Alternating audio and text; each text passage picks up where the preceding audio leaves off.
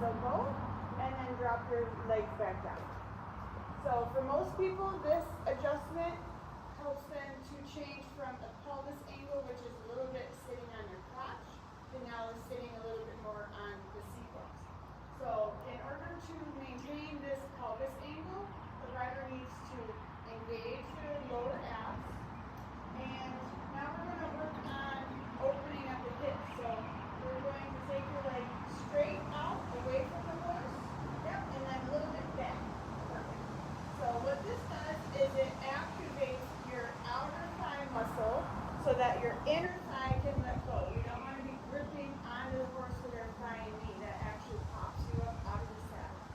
So when you take your leg out, it activates your outer thigh muscle, and then when you take your leg a little bit back, go ahead and do that again, out and then back, it is engaging your glutes. So the glutes are the opposing muscle to your hip flexor. So we always want to think about opposing muscles.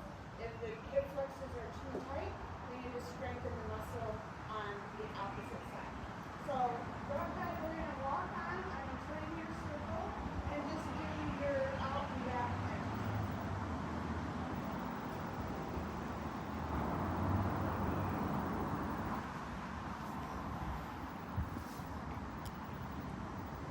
Yep, with the feet out of the stirrups. There we go. Keeping that pelvis angle.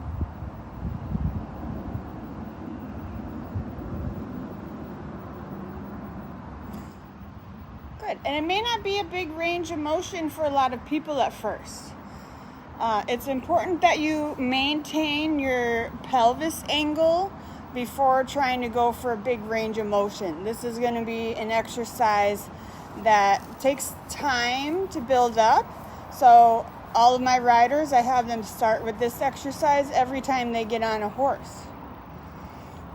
Also, if there's ever a time when you feel like you're riding and you're starting to grip with your thigh and knee, or you're starting to lean forward and close your hip angle, you can always go back to this exercise where you kick your feet out and then do it out and back. So part of the exercise is also finding your seat bones. So when you take your legs away from the horse, it helps you to sit and really find and focus your seat bones.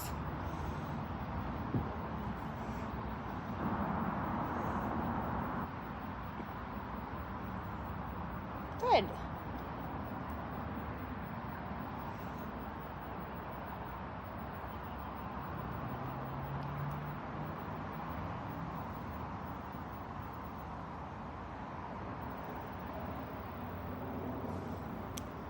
So we can do this exercise in the trot and the canter as well.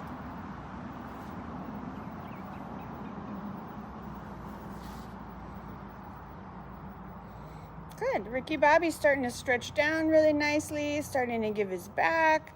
Horses will do that oftentimes when they start to feel you loosen up. Starts to give you his back. Very good.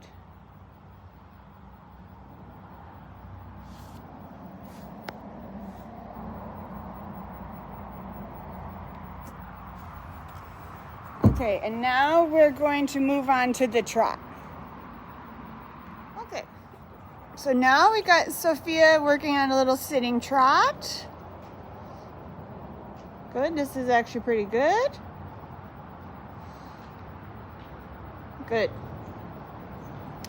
So the first thing I'm going to ask her to do is open up her chest, roll the shoulders back.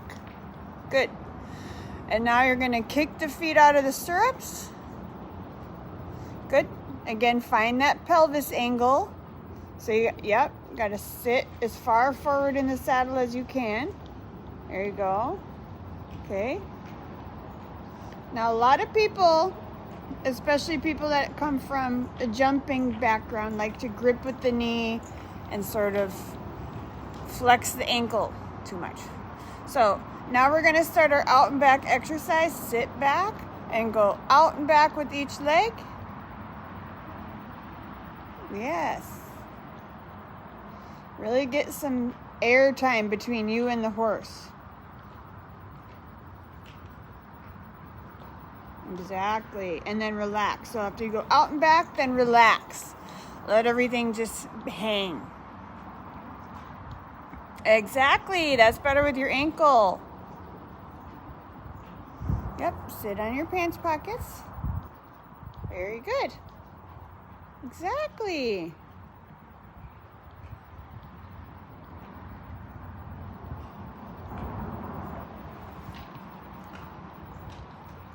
Good. Open up your chest. Yes. There you go. All right, now pick up the stirrups.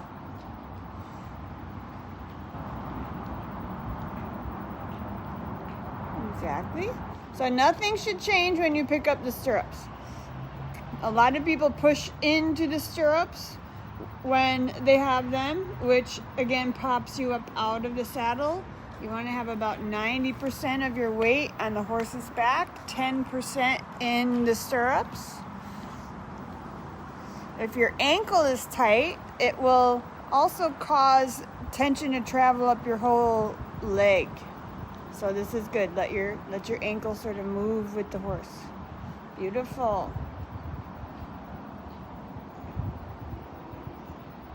Yeah, open up the chest, open up the chest. All right, now you're gonna, for a moment, just sort of exaggerate that sort of bouncing. See if you can encourage his back to swing. Yes, like that. See how you can use your seat to open up the horse's back. Yep, when you're not gripping, you can use your seat bones in a way that encourage the horse to follow you rather than you following the horse. Really good. And then sit up and stop the motion of your pelvis. Use your abs, hug your elbows in, and yeah, that's your down transition. Very good, beautiful.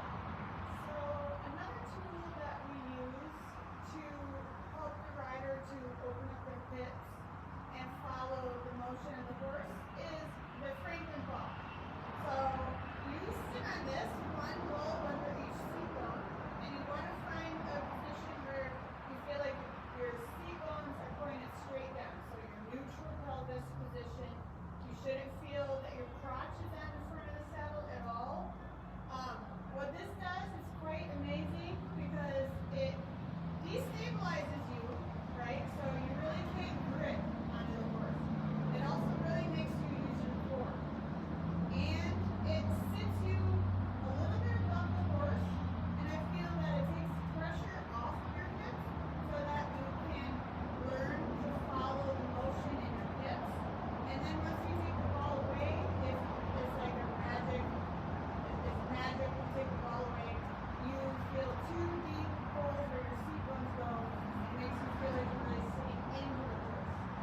So Sophia's going to be my demonstrating on it.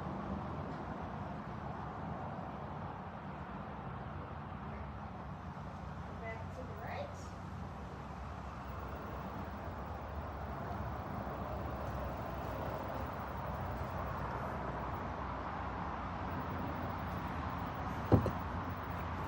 You can do this with or without stirrups. I'm going to do stirrups today.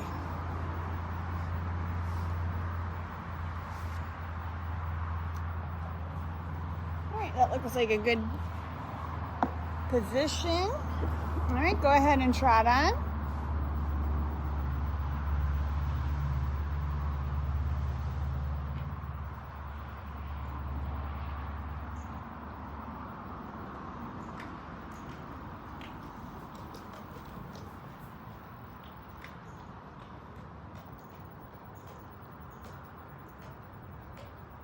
Good. Relax your lower leg. Let it move with him. Yes. Roll your shoulders back.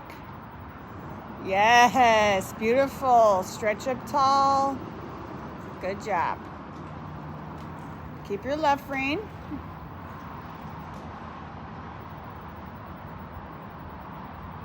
Open up your chest.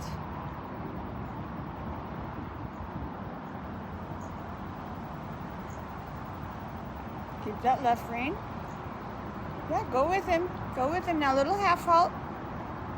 Good. Keep going. Nice.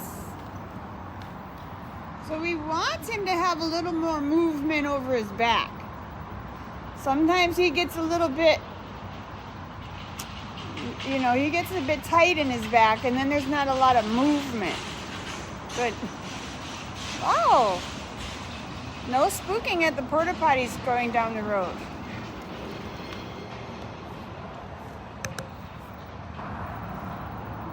Awesome. Good. Just make sure you're not bracing into your stirrups. Sit on the ball. Sit on the ball. Yes, like that. Now a little half halt, and then keep going. This is great. Sit, shoulders back over his tail. Open your chest even more. Exactly. So if you want to slow him down, think about slowing the tempo with your core. Yes, like that. Use your core to slow him down. The tempo. Exactly. So your core can control the bouncing. How fast you're bouncing up and down. There's always going to be some bouncing. You want to learn to bounce with him. This looks great. Sit back, shoulders back. Okay, exhale and walk. Good. And now I'll take the ball back.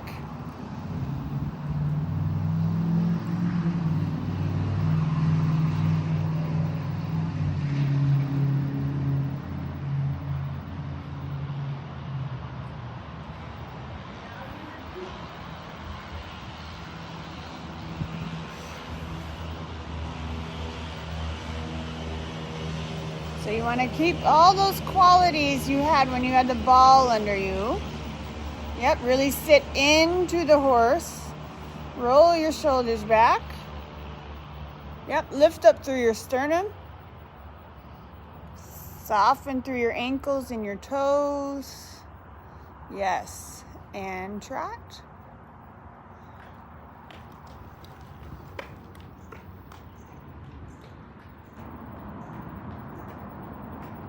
Good.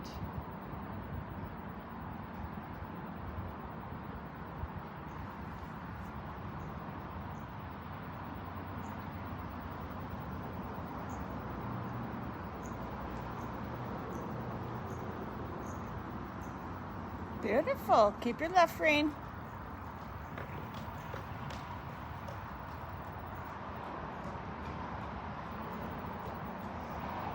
Little more trot. Yep, hug around him with the lower leg, and now use your seat and bounce in the rhythm of the trot you want. There you go. Yeah, keep your left rein.